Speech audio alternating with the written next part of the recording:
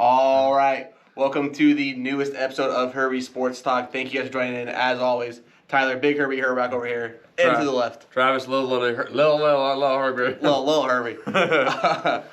Thank you guys for joining in today. We're coming to you late on a Sunday night because we wanted to get through all of the Sweet 16 games before we did this. So we're coming up a little late. But let's go ahead and just jump into this real quick. If you watched the last video, you saw we got through the Sweet 16 on one side, but what we had left of the Sweet 16, but the other games weren't played yet in the second round. Right. So let's just fill them in on this side of the bracket. We went 5 for 8. The only ones we missed USC, Oregon, and UCLA. In our consensus bracket, we had Kansas, Iowa, and BYU going this deep. So those are the only 3 missed. Doing pretty good on one half the bracket over here. Yeah, other half not so pretty, but yeah. And to give you guys an update on the tournament challenge right now, the person in first place is GoPack22 with his Michigan 3 bracket. He's leading by 20 points, but his max is a little lower than the guy behind him, which is actually also his bracket. So you know what? He's got a pretty good chance of winning this thing. Yep, that he does. But if he doesn't, I am tied for number 2 with him, right below him. So I have a chance. I'm just saying, so, I'm up there. GoPack22. If you haven't already, hit us up on social media. Let us know who you actually are, because if you do win, we gotta get you the prize set up. Yeah, gotta get a hold of you somehow here.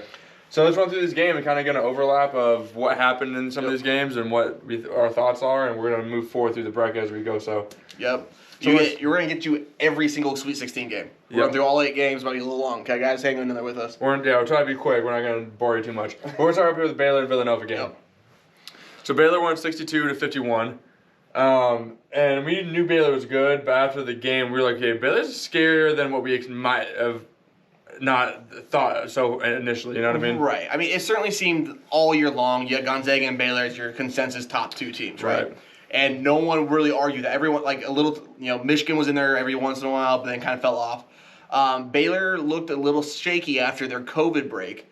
But this game that happened yesterday against Villanova, I mean, the first half, it was pretty close, back and forth. Villanova actually was kind of controlling it. Mm-hmm. But, man, this second half, this Baylor team absolutely locked them down. Yeah, and you can see that when it comes to turnovers. You're talking, they had a plus 10 turnover differential, 16 for Villanova, only 6 for the Bears, for the Baylor Bears. And if we talk about shooting and offensive efficiency here, they're about equal. They both shot just about 44% from the field. They both shot 17 and 15% from three-point, very respectable, and they both shot just about 70% from the line. Yeah.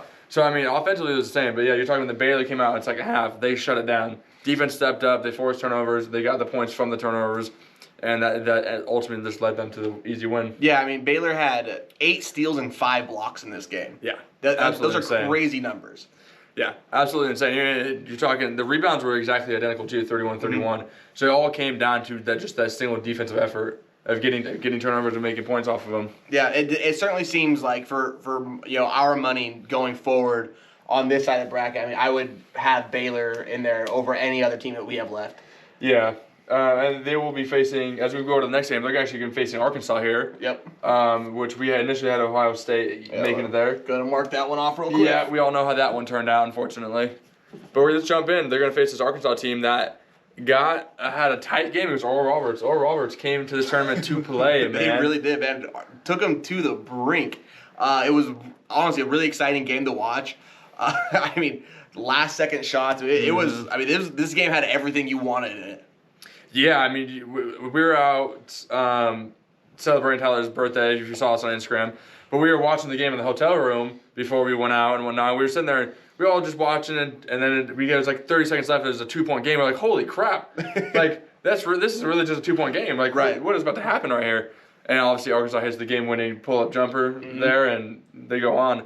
But I mean, stat-wise, Arkansas offensively played like garbage. They really did. Looking at that.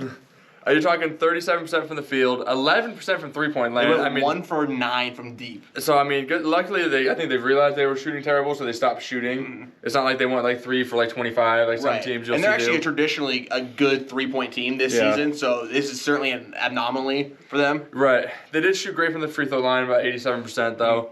But when you look at it, too, they out-rebounded Oral Roberts by 11 here. Yep. So that helps on their offensive side. Turnovers, 10, and fouls, 17. So, I mean, they did not play great. They probably could have won by 10 if they kind of controlled their shooting a little bit better and the turnovers. But Oral Roberts did what they needed to do. This game certainly seemed like it came down to just Arkansas being the better team. Yeah. I mean, and sometimes, when the deeper you get into the tournament, that's really comes down to who has the more talented players. Yes, they had 2 major upsets, not taking anything away from them. Oh, yeah. But, you are talking about a school that wasn't expected to do anything in the tournament. Was riding high, but Arkansas's guys were just a little more athletic, a little more talented, outside of Asmus, of course. But yeah. I mean, just the pedigree of the school plays a difference on who you can recruit and who you can't. Some of it probably came down to coaching and the organization level of dealing with those high stressful situations. A little more experience goes a long ways. Yeah, not to mention Arkansas playing in the SEC. Which was really good this year, actually. Crazy good. They had a lot of really good teams, and they were tested all year. They were. So we'll hit the Arkansas. Holy, sorry about that. Sorry. We'll hit the Arkansas-Baylor matchup here in a second, but we're going to keep going through the 3-16. Yep. So moving on to another game that was highly unlikely we'd ever see was the Oregon State-Loyola Chicago game. Oh, my God. This is like the worst basketball game I've ever watched in my life. I mean, this was so boring. I'd rather have watched, 6-year-olds playing at the YMCA. I mean, this was god-awful to watch. People were saying that, Loyola Chicago, both teams were playing really good defense. They weren't. Both teams were stupid sloppy. Yeah. It just was not cohesive basketball for either team. Oregon State ended up scoring a little bit more in the second half. These teams combined for 40 points in the first half. 40. I don't think it comes down to defense. When you look at the turnovers here, you had 10 and 8. We saw multiple games up here, and the tourney so far that had 15, 16, 17 turnovers. So you're talking, this is low scoring, but you're talking about the fouls. 20 fouls for Chicago and 16 for the Bears. So yeah, you're not talking, it wasn't a great... For the Beavers. Oh, the Bears, excuse me, yeah. Damn Beavers. Anyways, but you talk about not a good defensive game. It's not because they were creating turnovers. They were creating fouls, and they're sending people to the free throw line. I mean, the teams combined for 44 free throw shots. That's ridiculous. I mean, and I think Oregon State won mostly because they shot 90% from the free throw line. Yeah. Where Loyola Chicago only shot 70. That's probably where they came down to that 7-point win. Right. I mean, and really, that plus, they actually shot much better offensively, the 41% versus the 33% for Loyola Chicago. Mm-hmm. And from 3, 38% versus just 21% for Loyola Chicago from deep. That really was the difference in the game. Ethan Thompson has been playing lights out. He's the star player for Oregon State. I think he looks like he put up 22 in this. Went 8 from 8 from the line and was clutched down, towards the end of the game. Yeah, and he was just under 50% from the field too, so he was efficient when he had the ball. For sure. So, yeah, as we said, no one would have predicted this 12-8 matchup. There's even a couple guys in our challenge where they did actually have Oregon State in the Sweet 16. I think they just got luck. Yeah. I think they just threw some numbers out there and let's see what happens. Yeah, we are up in the Northwest. Maybe they're Northwest team. All right, let's go. It could be. It probably was. Took the team closer to home, huh? Yep. So, yeah, not much more to say about that matchup because it was completely garbage. Let's move on to the Syracuse. Well, let me move Oregon State forward real quick here. Because we had Illinois there. So sorry. Yeah. Illinois was clearly our biggest miss because we had them in the championship game. It hurts now. That one hurts. This whole side of the bracket is absolutely terrible for us. It's a lot of red over here so far. But let's move on to the last match. We said Syracuse versus Houston. Mm-hmm. We initially had West Virginia facing Houston. Syracuse pulled that upset. Yeah, we actually thought West Virginia would have beaten Houston too. Yeah. So, and then Houston moves on to Houston and gets absolutely clobbered, disgustingly. The worst game we've ever seen. Yeah, Syracuse played terrible. Even their star player Buddy Boeheim played awful. I think they held him. I think it was 14 points. 12 points. He shot 3 from 13 from the field. 12.3 of 13. That's awful. And he's an absolute bucket when he's on. So Houston's known for their defense this year. They're actually a very good defensive team. But that's putting it to another level. Yeah. If Boeheim, is their number one guard, the number one offensive creator, and he shoots like that, you can see it go through the rest of the lineup. You're talking 28% from the field, 21 from the free throw from 3-point, and 76 from the line. So that without that one guy getting your offense going, it's not going to happen. It's like going to a game with the Golden State Warriors and Steph Curry can't hit a three. Yeah. It's like, where's your offense going to go from there? Exactly. And the other thing that's really interesting about this, not only did they shut down their scores, but they shut down the offense completely. Syracuse only had 5 assists in this game. That's just not acceptable. Like, you can't be like, you're just going ISO every possession down the court. Like, yeah, that's not team basketball. No. There's no setups. There's no plays. It sounds like you're just taking the worst shot possible every single time. Yeah, it certainly seemed that way. And you can see that too when you're talking about rebounds. Houston not rebounded by 9, but if I'm looking purely on offensive rebounds, Syracuse had 5, where Houston had 11. That can be solely based on taking the best shot possible. It means your players are also in the better position for that rebound potential. So you're talking a single ISO, and somebody pulls up, their players are already going back down the court. But they were out of position to get the ball anyways. Why would they go and probably lead to a foul in the first place? Yeah, for sure, absolutely. I mean, it's in all honesty though, like as we said, like Houston really dominated this game. Yeah. There's not much else you can say about it. Syracuse just wasn't up to snuff for this one. Yeah, didn't have enough in the tank left. So Houston kills them 62-46. If we didn't already say the score line, but we're gonna move on. That was the whole South and Midwest side of the bracket of the Sweet 16 matchups. So we're going to hit the West and East side. Yeah, so just to kind of recap here, of the 4 teams in Elite 8 on the right side of the bracket, we got 1 right. You're not supposed to advertise this, Tyler. Hey, I got to let y'all know. If you're watching on YouTube, you can see for yourself. I'm kidding. Well, we have an audience that don't watch the videos too. They only listen. All right? That is true. So for them, we are awful on the right side of the bracket. But let's go to the East and West side of the bracket where things get a little bit better. Oh, yeah. A little prettier. So let's start off at the top, Gonzaga versus Creighton. And as everybody knows, Gonzaga, they put up buckets. Yeah. They score, and that's what they do. So at one point in the game, Gonzaga had scored 77 points. There were 6 minutes left in the game.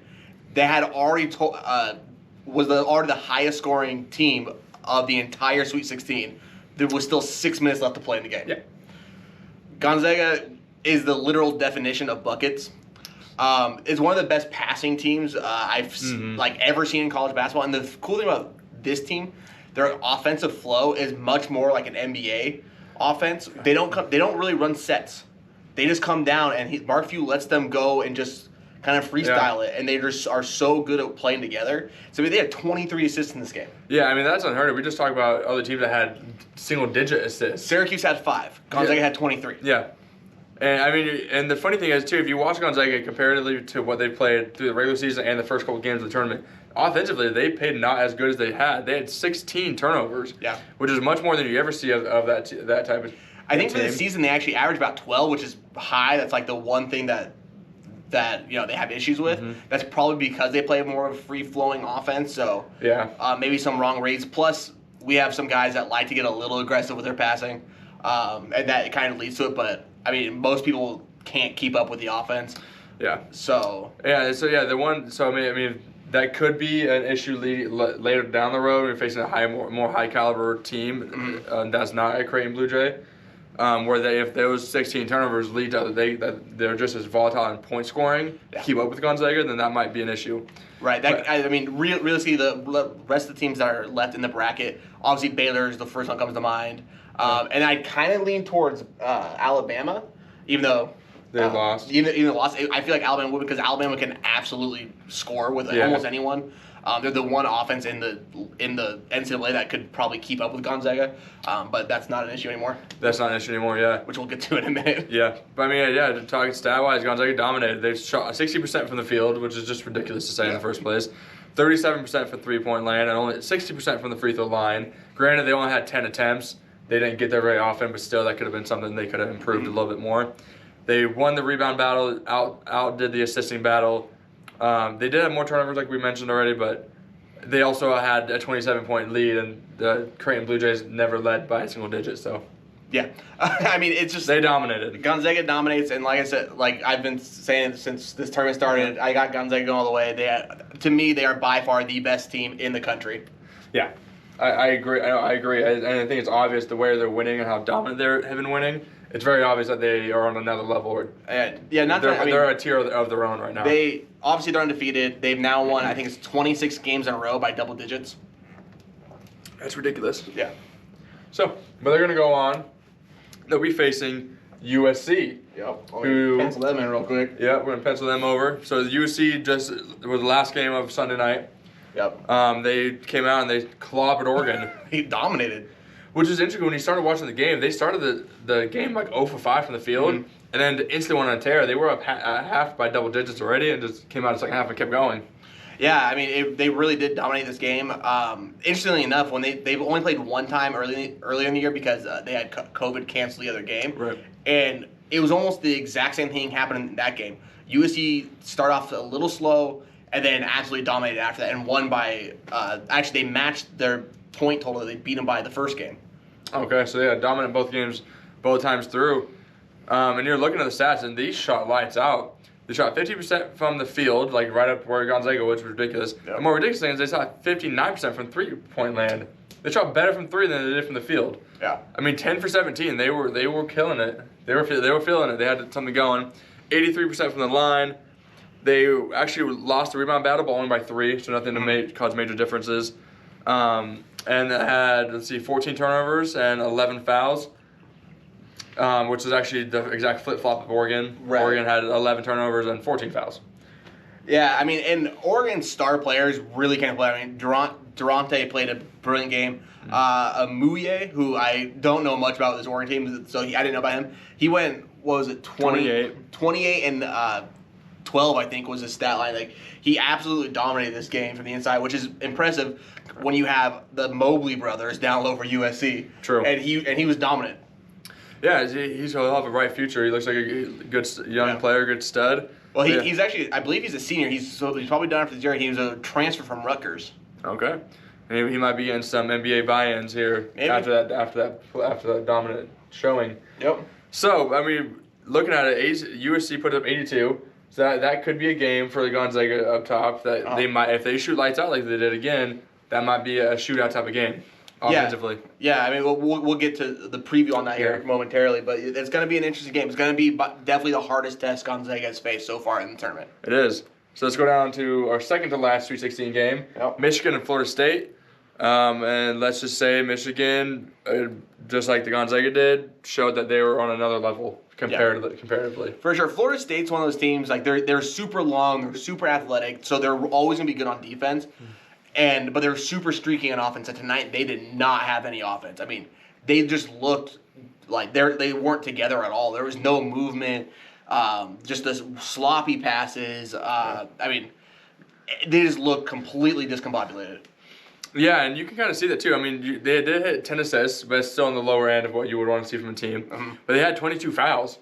It's a lot of fouls. So on the defensive side, they definitely were not conjoined. They did not know how to stop that Michigan offense, and it led to easy points. I mean, that's 22 fouls versus Michigan only having 10 fouls. Yeah. So you're putting. I mean, they put Michigan on the line a lot. Michigan had 23 free throws in this game. Yeah. Only hit 15 of them, so not the greatest percentage. But when you're going to the line that often, 23, yeah. I mean, it's just incremental points that just lead, add to your lead. Yeah, and I mean, in comparison, Florida State had 6 free throw attempts compared to 23 of 6. They had 6. So you're talking their offense didn't lead to points, obviously, because they only put up 58. They also didn't lead to second chance buckets because they only had 9 offensive rebounds, and they didn't get to the free throw line either. Yeah, I mean it's not surprising they didn't get a bunch of offensive rebounds when you have Hunter Dickinson down low, who's 7'1" and doesn't move like a 7'1" person. Like, he's athletic for being that big.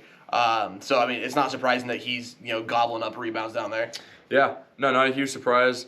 One thing Michigan might need to look out for moving forward here is that they only shot 27% from 3. They're 3 from 11, and that's something that if you go bad lights out from the 3-point line, and you're not getting to the foul line 23 times, that you have a defense that knows how to actually play defense and not give out fouls. This could be a complete flip-flop game for Michigan next round. Right, and I mean, like I said a little earlier in the show, Michigan was one of those teams at one point in the season, people said they were just as good as Gonzaga and Baylor. Yeah. And then they kind of fell apart. And they're looking like they're just that good again, but seeing what they've done earlier this year, they could, in one game, absolutely fall off the map because we watched them do it. We have. So it's a little. They'll have some work to do moving forward here, and they're actually going to go through and play this UCLA team. Another 11 seed upset to make themselves into the Elite Eight. Took down Alabama earlier today. Yeah, UCLA won 88-78. And that score doesn't actually show how close this game was. The game went to overtime. Yeah. Off of a brilliant shot by the senior Reese for Alabama. I mean, from the logo. I mean, it was Steph-like. And he absolutely drained. You could hear the net whip as it went through. It was a perfect shot. It was great. Yeah, absolutely killer. We freaked out. Like, there's no chance. Yeah. But the issue happens is, here's that shot. Alabama hyped up. Another chance to move forward. UCLA comes out and smokes them in 5 minutes in overtime. Yeah, UCLA scored 23 points in the overtime. And absolutely went lights out. They instantly put up a lead.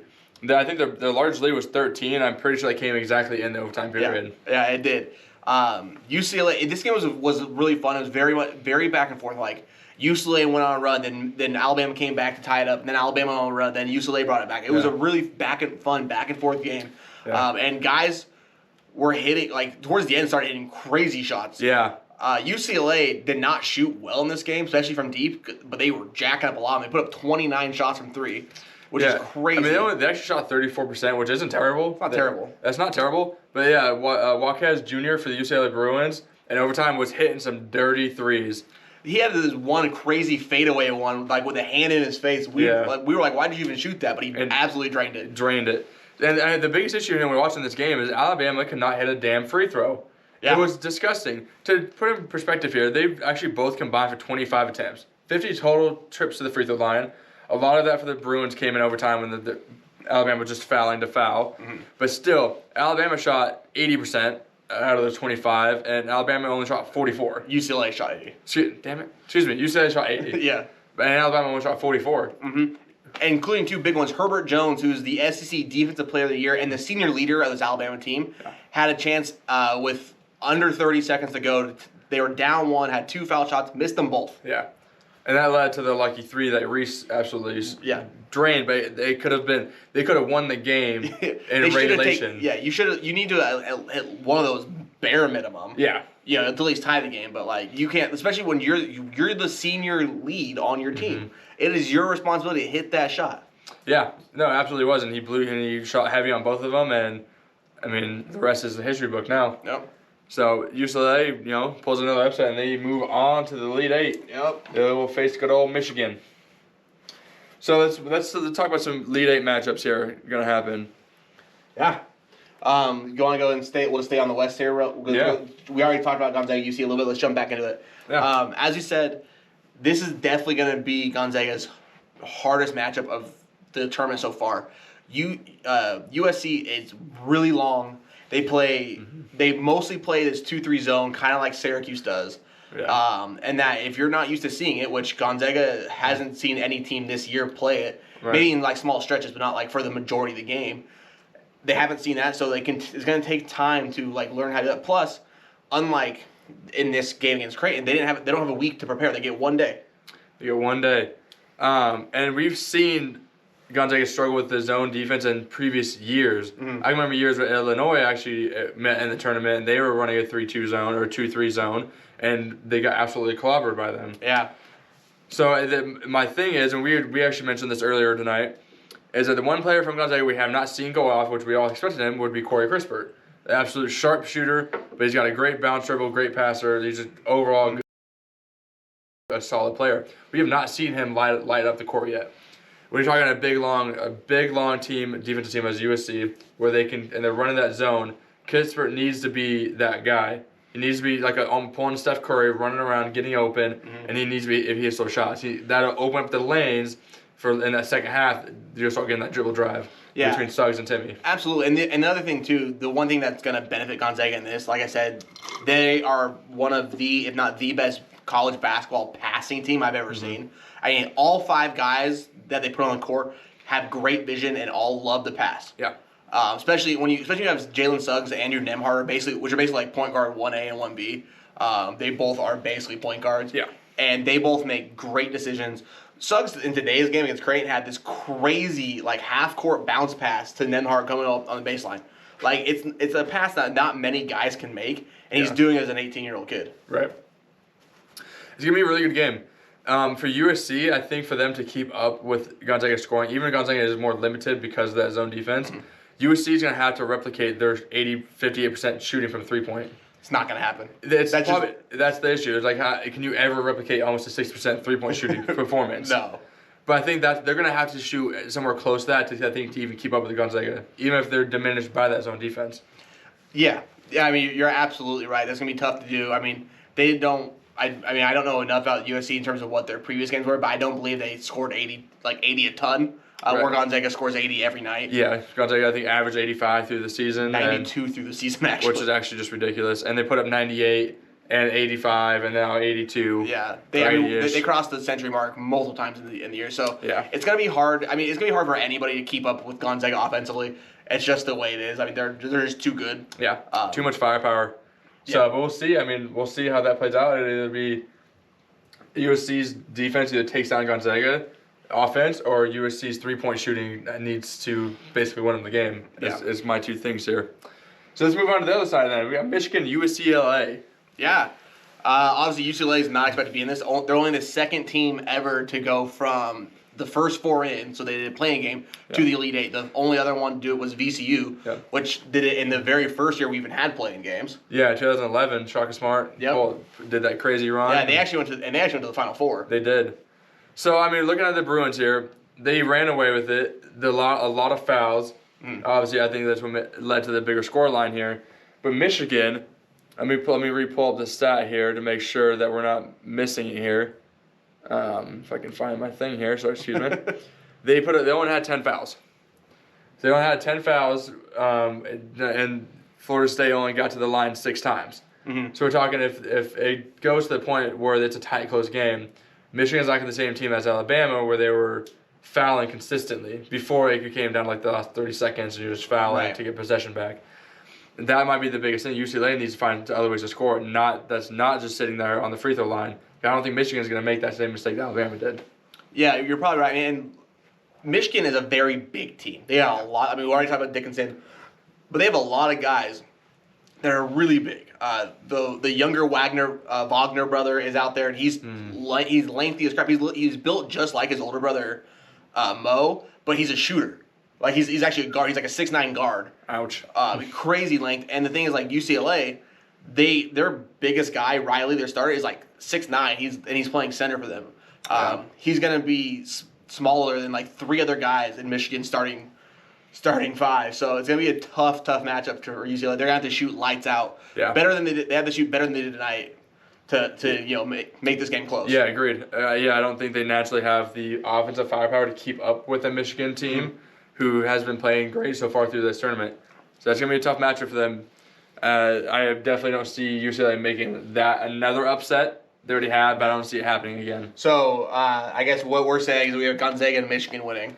Yeah, which we had Gonzaga and Alabama in the Final Four, so we were actually just barely off because we did have Alabama beating Michigan in the Elite Eight. Yeah, so he tried to convince me on that. I took Michigan in my own bracket, so I'll have 2 for 2 on that side, at least in my own, but... Yeah, well, he's also ranked like 46 in the tournament challenge. Yeah, that's a good point. His point doesn't matter. I'm second right now. All right, that's a fair point. That's fair. Let's move to the other side of the bracket. Our other a couple other Elite Eight matchups. Or Baylor and Arkansas. Yeah, excuse me. Elite Eight matchups. Excuse me. Confusing myself. Baylor, Arkansas. Arkansas comes off a really tight, close knitted matchup. A lot of effort, last minute shots. Baylor came in smoking hot, blew them out. How do you see this game going? If Arkansas shoots more like we expect them to, like they did all year, it'll be good. If Arkansas comes in and shoots the same way they did against Oral Roberts, Baylor's gonna blow them out. I can see Baylor winning by 20 easy if Arkansas does not start to hit some shots here. It could be. The issue I'm having is Baylor only shot 15% from 3-point in the Villanova game. But they're a great 3-point shooting. This again, that's an anomaly that they shot that poor in this game for Baylor. Yeah, it could be. I don't know if Arkansas has the same. I don't think they have the same offensive firepower.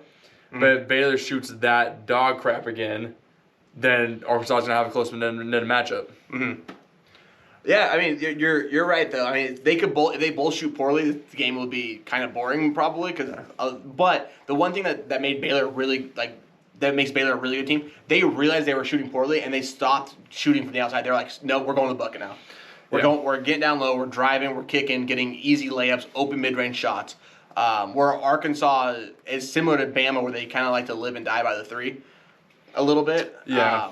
And they shot really badly, but they can fall in love with that, with the deep shot also. Hopefully they won't. They're not gonna. I mean, they got guys who can absolutely cut and dive on this team. They have a lot of athletes on the Arkansas in their guard spots. Yeah. So if they can continue, if they can tell themselves continue to go to the hole, then this would be a very fun, exciting game. Yeah, and what I'm worried about too is you're talking about the Arkansas guards being athletic. We see a lot of times the guards will put up close to double-digit rebounds because their movement puts them in a position where the ball kind of bounces right to them. Which Arkansas had 46 rebounds in this previous game. Baylor last previous game put up 31. So you're talking if those guards are getting to the hole, they're making themselves have an easy rebound potential. That even if they still shoot crappy from the three point, but they're getting those rebounds, they're out rebounding them by 10+ differential. Mm-hmm. You're talking Arkansas could pull up an upset, which is not going to be really an upset because they're still ranked 1 and 3. Right. It's not a huge, but everybody's going to assume Baylor. Majority of people probably picking Baylor to win this game. Probably. I mean, Baylor is. I mean, if you're looking over the stats on the tournament challenge, is the second most picked team to win the whole thing, behind Gonzaga. So I mean, that wouldn't be surprising at all to see that most people are still going to pick Baylor in this game. Right. I mean, first glance, just based off of how they're playing, even though Baylor's a more dangerous team, I think Arkansas is probably coming in with a little more heat to them. Probably got a wake-up call. Yeah. And I think they're going to come in if they can get the offensive guards going in that hole and shut down Baylor. And just more looking at just pure rebounding advantage, like I said. Arkansas, I might be leaning Arkansas here, just off of initial thoughts. Yeah, I'm going to say no. I mean, Baylor's just too good. I mean, the game against Villanova, especially that second half, was like, as a Gonzaga fan, that watching them just dismantle Villanova in the second half, actually frightened me. Yeah. I just sitting there was like, this is amazing. Because, I mean, they were locking down everything. Villanova went, multiple minutes, minute-long stretches, 3 minutes here, 4 minutes there, of 0 scores. 0 points. Baylor's that good defensively, it'd be really hard for Arkansas to pull off this upset. Yeah. It's going to be hard, but I think that is going to be the best game out of all the Elite Eight games. Looking at it, I think that would be the close-knitted matchup. Well, it's certainly to watch out for. The interesting thing about the Elite Eight, so this is a little more chalky. You got a 1 versus a 3, but this is a 12 versus a 2, a 1 versus a 6, and a 1 versus an 11. Yeah. I mean, this tournament's crazy. Yeah, this tournament was not at all what we expected it to come out to be. Exactly. But I think any game that's going to be the upset type of game, I think it's going to be Arkansas over Baylor. Yeah, sorry. Yeah, I mean, I agree. If there's gonna be one game that does, it's got to be because Oregon State, UCLA, their runs are gonna come to an end. I mean, sorry, both of those teams barely made it into the tournament. Oregon State wasn't even gonna make the tournament; they only got there because of Pac-12. Yeah, because they won the Pac-12 championship tournament. Yes. So that is our last game. Let's talk about Houston, Oregon State here. I mean, we've seen Oregon State, like we said, has been on a good tear, but Houston's been dismantling people. Yeah, Houston's one of the best defensive teams in the nation. Oregon State's been riding this high, but I've watched all 3 of their games so far in this tournament. Just timing, whatever. But I'm not impressed by Oregon State. They're pulling out these wins, but they're not. I said it when they were in the tournament.